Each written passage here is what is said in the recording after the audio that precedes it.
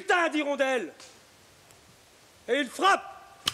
Dans la forêt de la Berbérole résonne la poésie d'Armand Gatti. À l'endroit même de sa cache, un trou dans la terre, une stèle rend désormais hommage à ce maquisard et aux discrets résistants de Tarnac qui l'ont aidé, Raymond Masse ou Pierre-Élie le Magnifique, comme l'appelait Armand Gatti. Mon oncle, il a caché les résistants dans ce trou pendant la guerre. Il a caché des résistants aussi pour la guerre d'Espagne. Voilà, donc c'était aujourd'hui, ça nous a fait beaucoup de bien. Aujourd'hui, c'est un grand jour, c'est vrai. Pour toute la famille, pour les gens qui sont venus, c'est un grand jour, je pense. Pour Armand Gatti aussi. Il serait là, je pense qu'il aurait le sourire jusqu'au bout.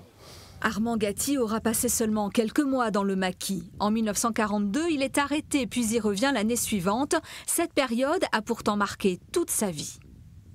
Pour moi, le maquis a été en quelque sorte une expérience irremplaçable. Les premières pièces que j'ai faites, c'était surtout autour du camp de concentration. Et j'ai fait en quelque sorte le trajet inverse, et puis peu à peu, je suis remonté dans le maquis. Armand Gatti deviendra le grand poète et dramaturge que l'on sait, avec toujours dans son œuvre cette question de la résistance.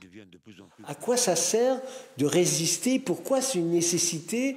Et pourquoi de cette nécessité va naître une autre fraternité? Donc c'est ça qui est questionné. Donc cette question-là, de comment fabriquer une autre fraternité, c'est une question qui est toujours à l'ordre du jour et qu'on n'a pas résolue. Une question à jamais gravée dans le granit de la forêt de la Berbérole, là où Armand Gatti disait être né pour la deuxième fois.